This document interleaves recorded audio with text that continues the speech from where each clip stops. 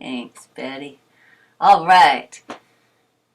Well, that happens to be the most perfect song for me to introduce Christopher Brown because in the opening line of that song, which I had not ever noticed before, it talks about being in the desert. And Christopher Brown is an avid lover of the desert, desert explorer, desert meditator. I've seen photos of him just with a little chair out there and the whole starscape above, just sitting and taking it all in. And also, in terms of building bridges, Christopher is a builder of buildings, of houses like his own, and many other houses and buildings. And so he is a bridge builder. And for those of you who weren't on earlier than the service started, and I don't know if I'm stealing your thunder to say this, Christopher, but right over his, I don't know what it is, but to me it's your left shoulder, it's that one, yeah, is his cat. And you can see the rays of the sun are just there on the cat's chest there. And so I'm there's a film out that just came out in the San Francisco Film Festival called Cat Daddies about men who love their cats. And Christopher comes out each day with his cat out to that front yard. And so I'm pronouncing you Christopher Cat Daddy. Here to talk about the power of love.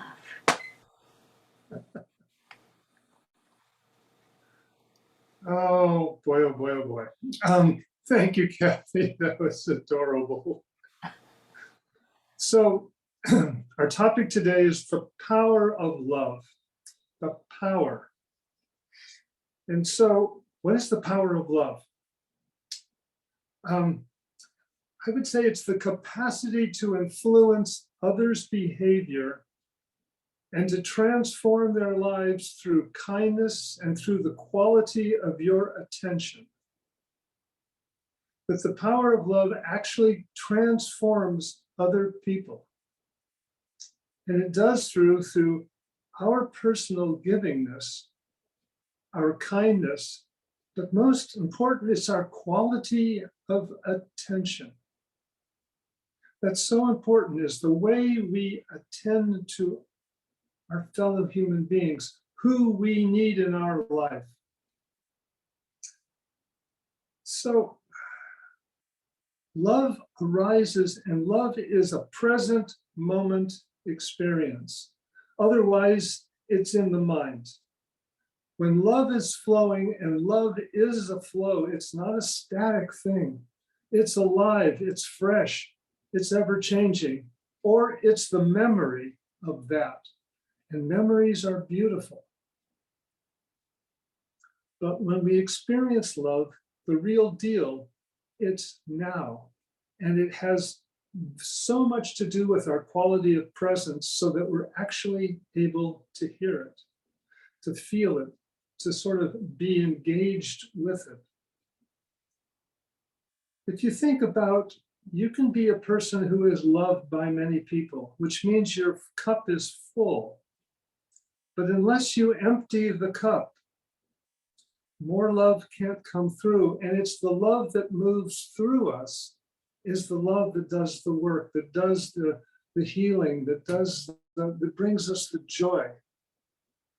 And so when we dam the river, there is no flow, and what's below the river dies. It's not nourished.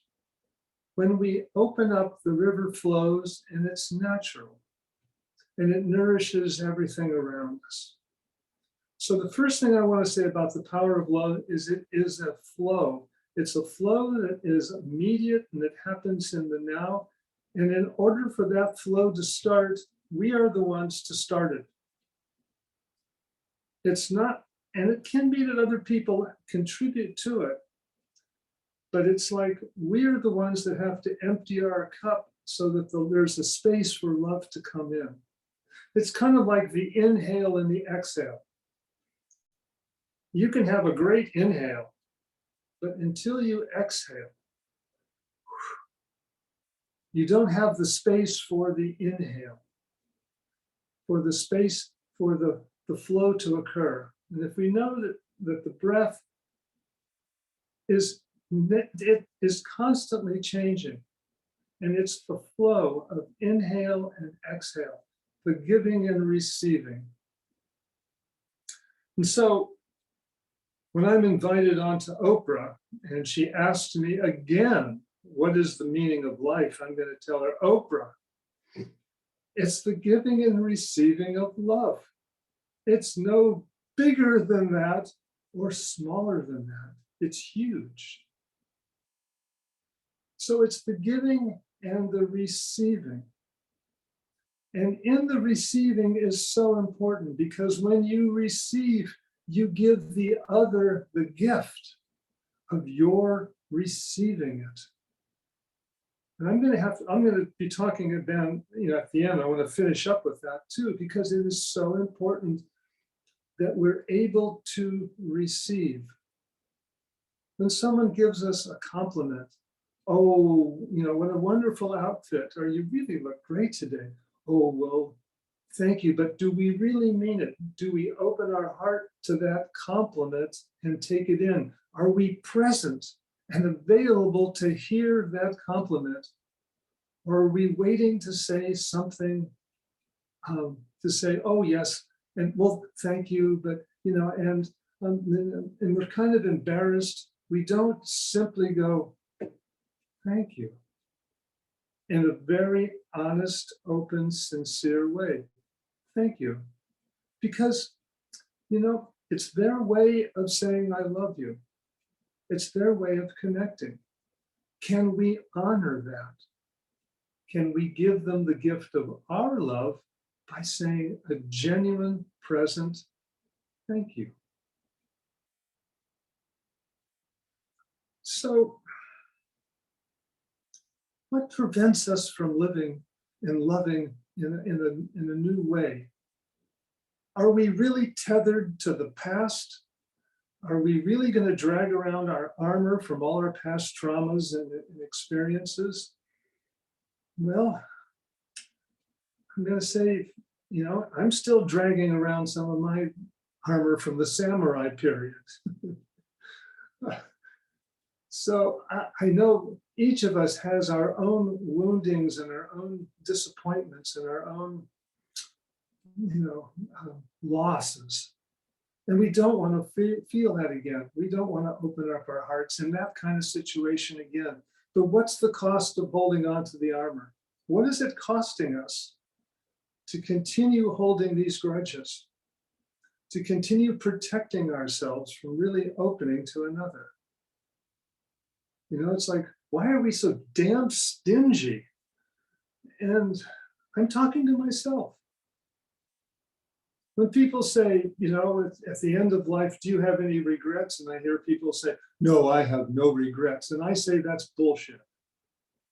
I really do, because you have never loved. Because if you have loved, you will know how many times you have said no to love and did not say the kind things. That you were not available to step in and to say, I really care about you. And in fact, it scares me to say how much I care about you. But we're stoic, and we keep our hearts protected, close. I have so many regrets about when I could have said something much kinder, much nicer, and I didn't. I refused. So this is our conditioning. This is our patterns. And when we really look at them, we are the losers as the result. Because we have it within us to be much better at this than we are presently today. We have so much room. The sky is the limit. We have an unending supply of love within us.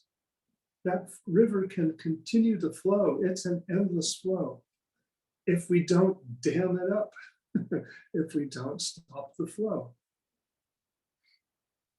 The Nisargadatta Maharaj said, love starts with one person. You have to start somewhere, or with one animal, or with one plant. Whatever it is, it starts somewhere. And it journeys to the love of the whole. So you start somewhere small. And if you continue to nurture that particular seed, it grows into a love of existence. And in the love of the existence, you discover there is no separation between existence and all its disguises and the love that is generating and flowing through you, that we are connected through this flow. My friend Daryl tells this story of one of his good friends' grandfather named Jack. And Jack was an Italian immigrant who came over on one of those steamers in the late 1800s and docked at Ellis Island. He was 12 years old. He had enough money to make it out to San Francisco, but really nothing else. And he spoke no English. Well, as he was attempting to find his way to the train station, and he was hungry, and he was trying to find his way, some young man in his mid-20s or so heard the word San Francisco. And he came up to him, and through sign language, they discovered that he needed a train to San Francisco. Well, it happened to be that that young man was heading to San Francisco also. And that young man accompanied the young boy for the next 6 days to San Francisco.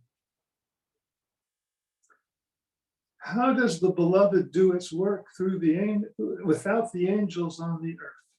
That we become the hands of the beloved as we take their hand for 6 days to San Francisco.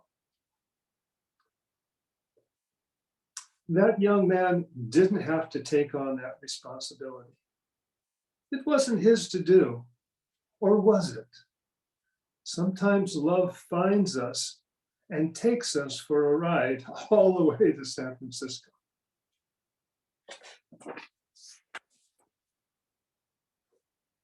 What's the power of love? The power of love takes away our resistance to the flow. When you are loved so deeply,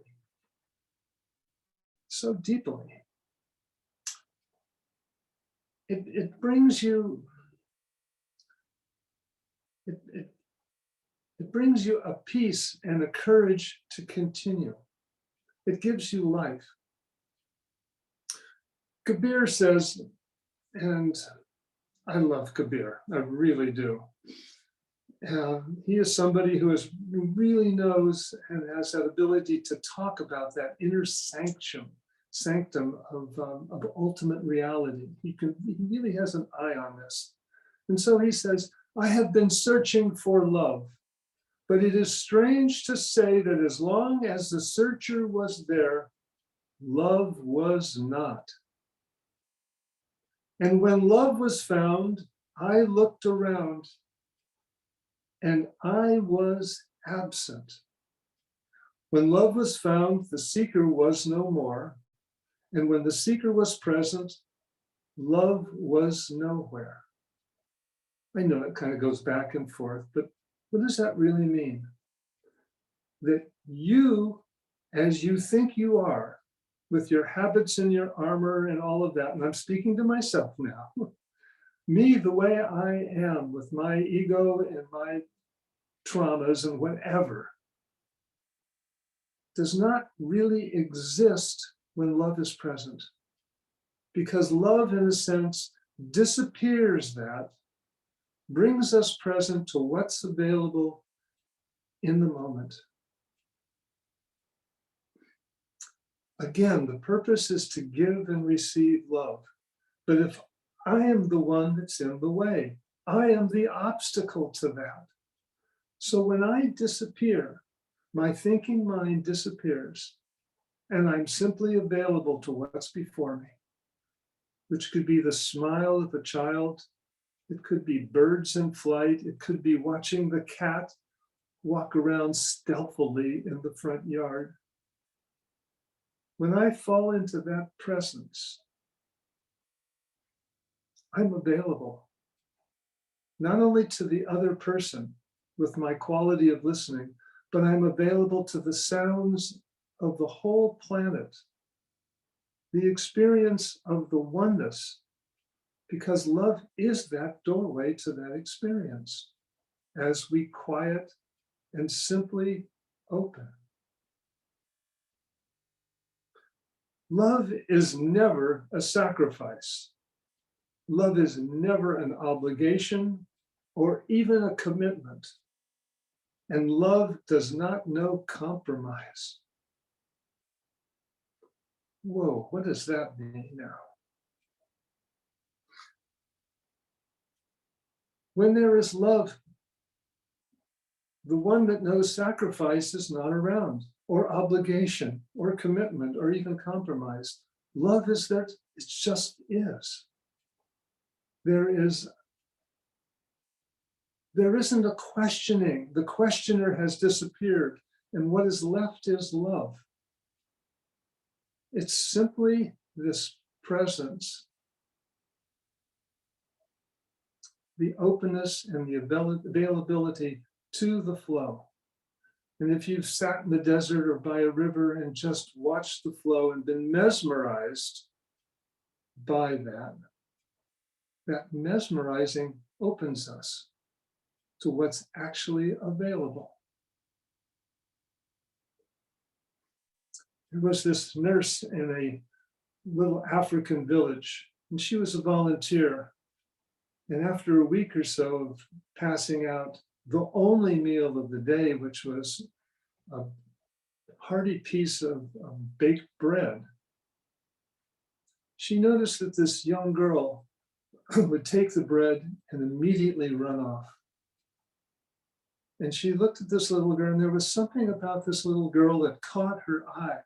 And so one day she followed the little girl down the back alley into this shabby hut. She sort of peeked in, and she saw the little girl break the bread in half and give the larger piece to her baby brother. And there were no parents.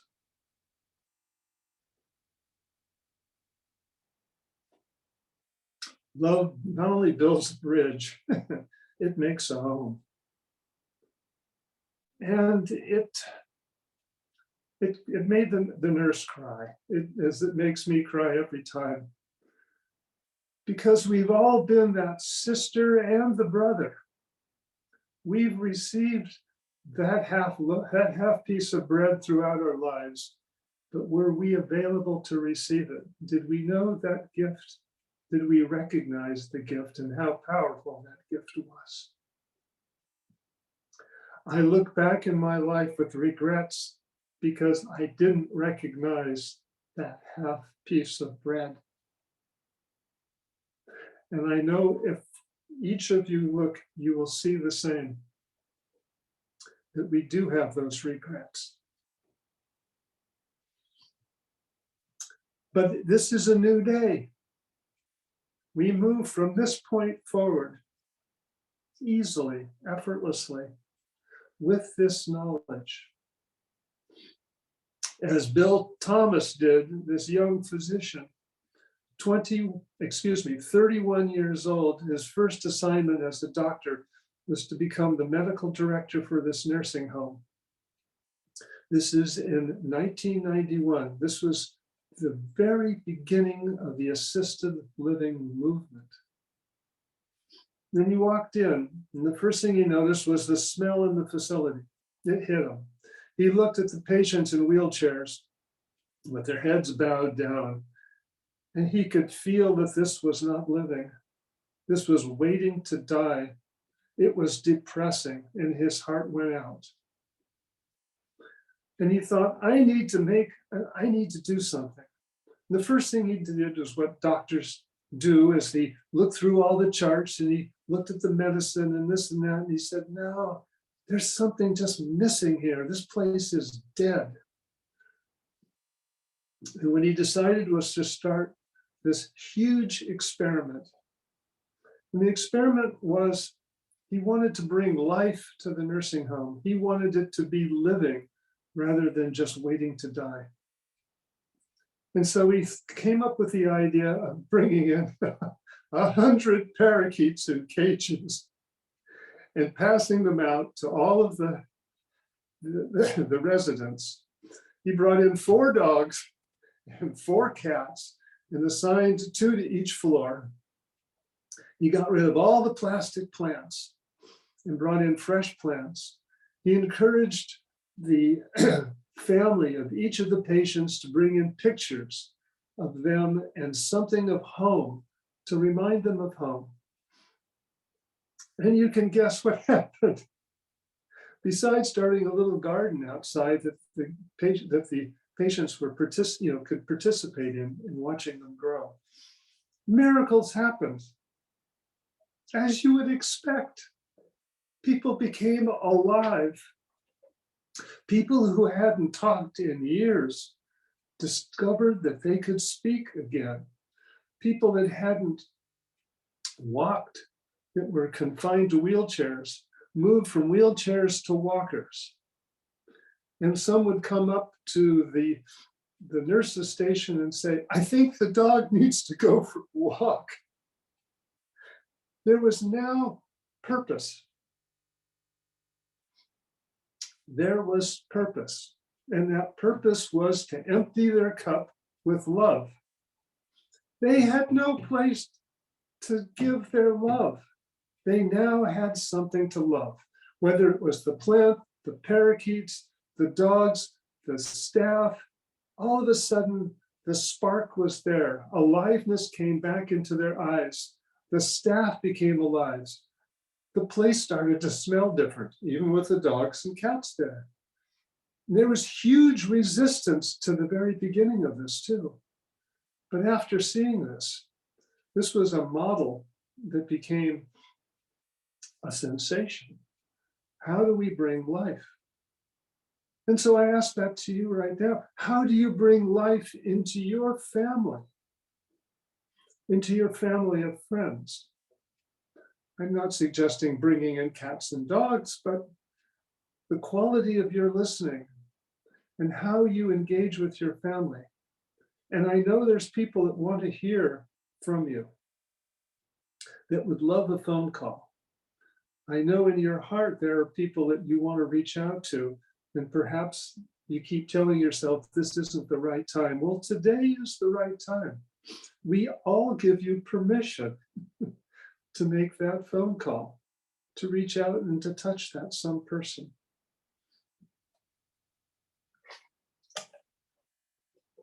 The biggest fears in a nursing home are boredom, loneliness, helplessness, and no meaning.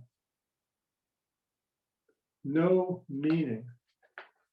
The power of love gives us meaning. When we know that power, when we have the influence and the ability to change somebody's life through our quality of kindness and living, what's our excuse for not doing that?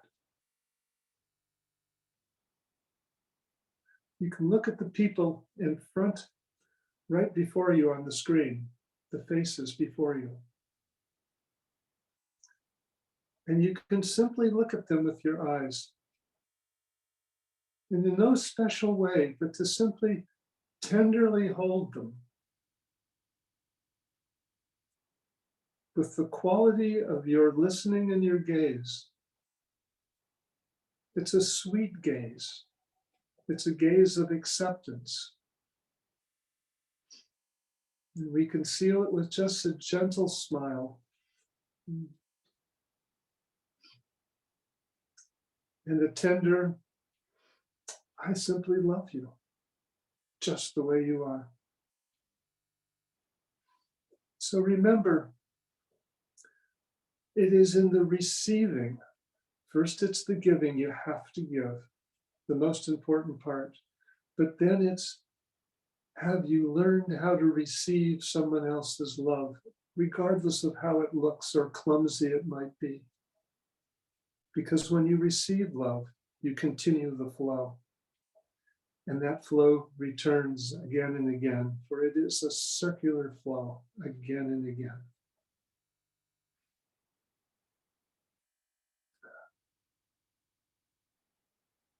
And with that, let us pray. As we simply take in this moment, the tenderness of this moment, the knowledge of our regrets, the knowledge that we are much more loving than we can imagine. And we simply breathe into that. We recognize that in this presence of this recognition, in this love that we feel in our hearts at this moment, that we can accept how we harmonize as a community, how we harmonize in our family and our friends, and how we can continue, and we have this great ability to radiate love and wonder, basically at any time, that there is nothing in the way that holds us back, that this love is always easily available and easily shared, and there is no need for judgments or conditions. And as we bring a smile to our lips, we bring that smile because we know how truly amazing and loving we are. And that brings us to the point of simply releasing an I love myself, I love you, and so it is. And so it is. Thank you, Christopher. All right. I hope you are taking in some love, trying to give some love. Let that circle, let that flow happen. Send that love. I love that the power of love, it's a present moment experience and we're having it now. And it's a flow that we start, and that we can transform other people's lives through our kindness and quality of attention. So thank you so much, Christopher.